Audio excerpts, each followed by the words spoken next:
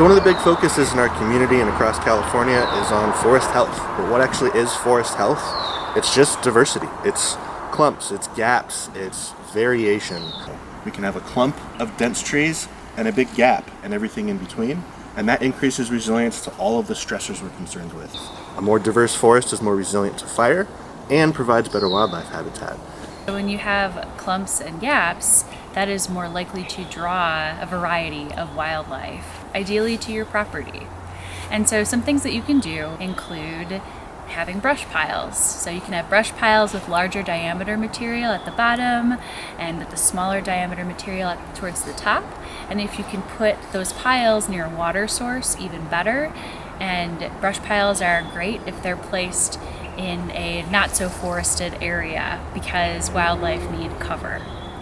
Another thing that you can do is allow water to naturally pool on your property or supply troughs or bird baths. Also draw in aquatic organisms, salamanders, frogs, amphibians, aquatic insects. You can also allow snags to be on your property. Snags are dead or dying trees. If they're 18 inches or greater in diameter and taller than 20 feet, those are great to have. You could have about 9 to 12 of those per acre if you happen to have a lot of dead, dying trees on your property. Snags will draw insects that feed on the decaying wood, which in turn feed woodpeckers and other birds. Snags with cavities are really preferable. They're great for squirrels and for roosting sites. Snags with lots of limbs on them are great, kind of having a wolfy appearance. If you have loose bark on the snags, that's great for bats and for birds like nuthatches. Another thing that you can do is have wildlife corridors or connectivity. So corridors are 2 or more areas of forest or untouched land that are connected, that enable wildlife to dwell and to travel safely. One big topic is climate change and projected drought in our area. As a landowner, you might ask, okay, how do I manage with climate change, projected drought in mind? Something that you can do is observe your property and think about areas where water is more likely to accumulate.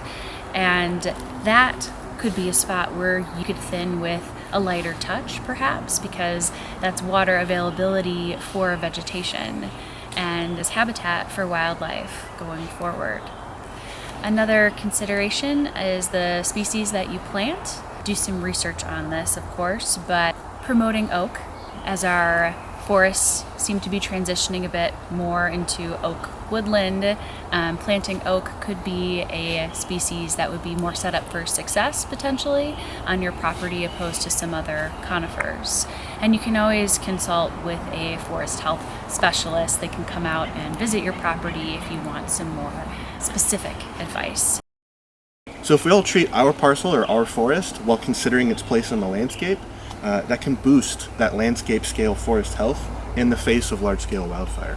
Remember, fire is an integral part of this forested landscape of the Sierra Nevada, and we're not treating to prevent fire, we're actually treating to invite low-severity fire. The forest can, should, and will burn, and it's making sure that when it burns, it's doing so in a healthy way and actually helping the landscape at that landscape scale, as opposed to leading to catastrophic wildfire that we're all trying to prevent.